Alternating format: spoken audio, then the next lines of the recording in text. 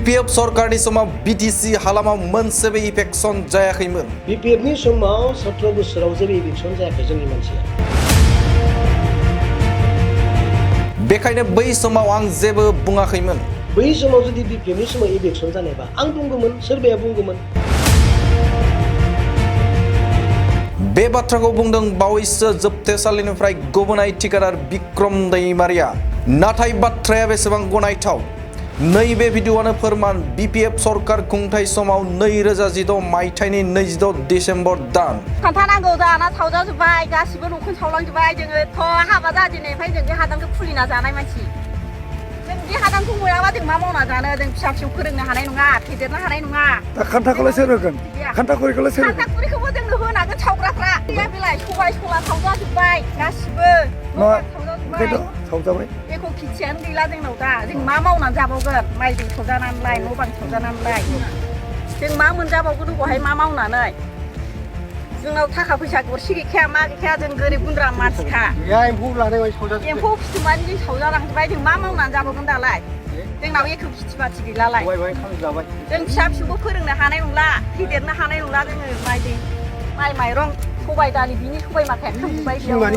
जाय समाव बोथोरनि सहायथाव हायै गुसु, बे समावनो हाग्रामा दैदेननाय BPF सरकारनि समाव बाक्सा जिल्ला सिमला बाजारनि 5 किल'मिटार सोनाबहा थानाय NC गामिफोर जेरै खालाइगाव, सलाइगाव, सुरखाग्रा आरो खुरबाहा गामि मैखोम बर' थानाय जायगाफोरखौ एभेक्शन खालामनाय जादोंमोन।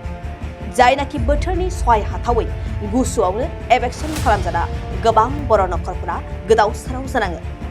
जेराव BPF नि दैदेनगिरिफ्रा बै समाव जेबो गोख्रों राहा लायाखैमोन।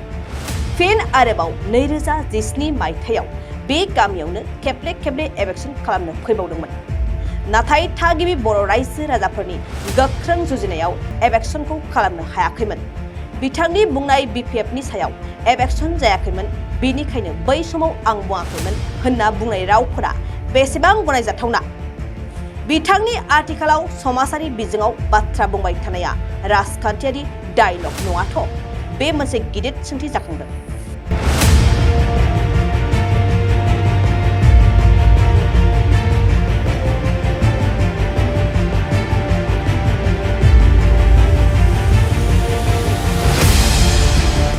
दख'ना जि जोम गाननो मोजां मोनग्रा बर' हौवा हिन्जावफोरनि थाखाय मोनसे जोबोरैनो गोजोनथाव खौरां।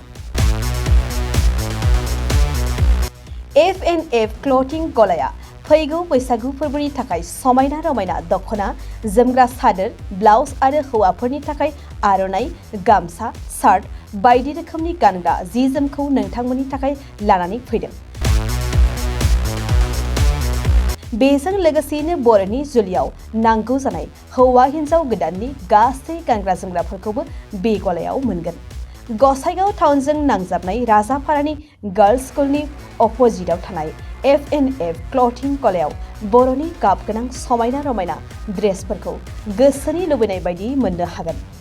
लोगोसेयैनो गोसो गुदुं सुबुंफ्रा गावनि मोजां मोननाय ड्रेसफोरखौ F&F क्लथिं गलायाव जायखिजाया सानावनो लांफैनो हागोन। नोंथांमोना F&F क्लथिं गलायाव जि जोम, आर'नाइ आरो गानग्रा ड्रेसफोरखौ लांफैनोब्ला नैबे मबाइल नम्बर 8472858324 आव थोंजों खौरां लाहरनो हागोन।